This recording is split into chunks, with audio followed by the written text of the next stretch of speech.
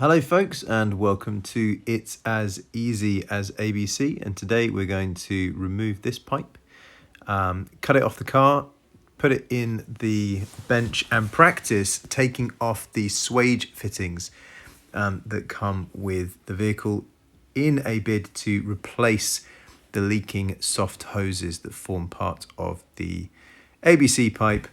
In this particular case, from the front valve block to the front right hand strut. The front right hand strut quick connect is frozen, as they often are, so I've left that part on the car, cut the hose, and this one that we're looking at is what we're going to practice on. So as you can see, during my practice I managed to score the 10mm hard line, which means that will not seal using a compression fitting. So time to do the other side and see if we can avoid scoring the other side to make sure that we get it right on the two connections that we do need to make. And as you can see here, success, which is always a good thing. So now we need to think about cutting the swage fitting off of the line that goes into the ABC valve block.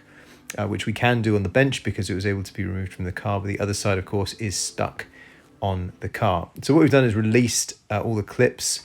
Here you can see where I've cut the pipe. It's a bit of a point of no return, quite a scary thing to do. I do live in England, so you will see some rust on these hard lines, but they are not rusting, so they're not leaking. That is the frozen line, and I say frozen, it spins at the joint on the strut, which is great, but the collar does not pull down as it should. So rather than mess around with all of that, we're just pulling the, just making some space and moving the line around so that we can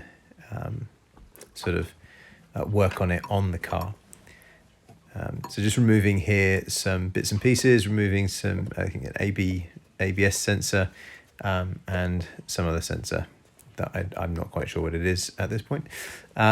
But all the same, just trying to make lots of space here. So that's really free now, as you can see. So we can move that pipe right around and anchor it on top of the brake disc. And I think I cable tied it to the brake disc to make a bit of a working space. And having practiced on the other two bits, I'm confident to use the angle grinder on that swage fitting.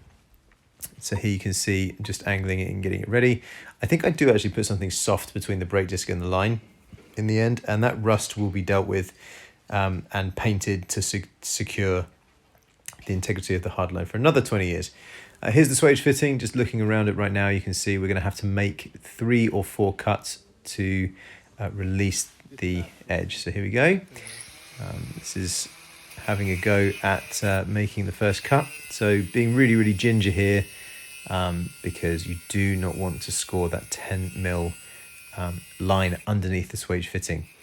If you do score it, then you're in trouble because you will not get an olive to seal. So here you can see there's the swage fitting opened up on the car. You can see how it holds. It's simply a rubber hose, and that is why they leak. They're not wired hoses. So success so far. Taking my time on this one here. Have not scored that 10mm end there, and just getting a closer look at it, you can see there's a bit of a taper on the end. You're going to have to cut that taper off, and we'll come to that a bit later on, but cutting the taper off means that we can get a full 10mm section of pipe into our new compression fitting, replacing the soft hose. Giving it a bit of a wire brush as well around some of the rusty areas, and just cleaned up the fitting just to make it look a little nicer. Not something you have to do, but it just looks a little more factory to take the entire swage fitting off. Here's the middle bit, and looking at taking off about this much of that tapered fitting using a pipe slice. That stuff is really thick and really hard. I gave up and used an angle grinder in the end to cut the taper off the end of the inside the swage fitting. As for this bracket on the front, it's quite an interesting thing here. Those two blocks, you don't actually need to undo the E10s all the way. They sort of spin around, but my suggestion is to actually, when you reassemble this and you take out the old part, this is the front line, remember, front ABC line, is actually to assemble this whole thing back onto the pipe in the right place before you install the E10s if you can. I didn't do that, and I spent ages trying to get those little Torx screws back in into the to secure the new pipe into that sort of clamp fitting. Moving on, we are now at the just cutting off the end of the shorter part of the oh no, this is a practice, I beg your pardon, this is a practice. So we've I've just cut off the end of the taper. I'm now using a file. I'm not using a file, I'm showing you that I'm using a file, just to flatten that off. We're going to flatten that off and then use a countersink on the inside there. And I know some of you guys will be thinking, oh my God, what about swarf and all the crap that gets into the line? Don't worry, we have a plan for that. So this is the hose that I have made up. This cost me about 20 quid or 18 quid, something like that. I think this whole line from Mercedes is about 194 quid. Including VAT, which is tax to those not from the UK. It's a nut and olive. This is the nut.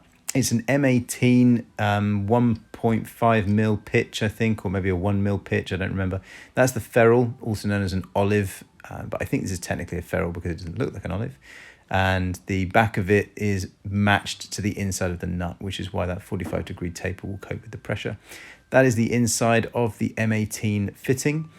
Designed specifically for a 10 mil compression, and I'm just showing you it as a practice here and also getting a feel for myself because I haven't done this before.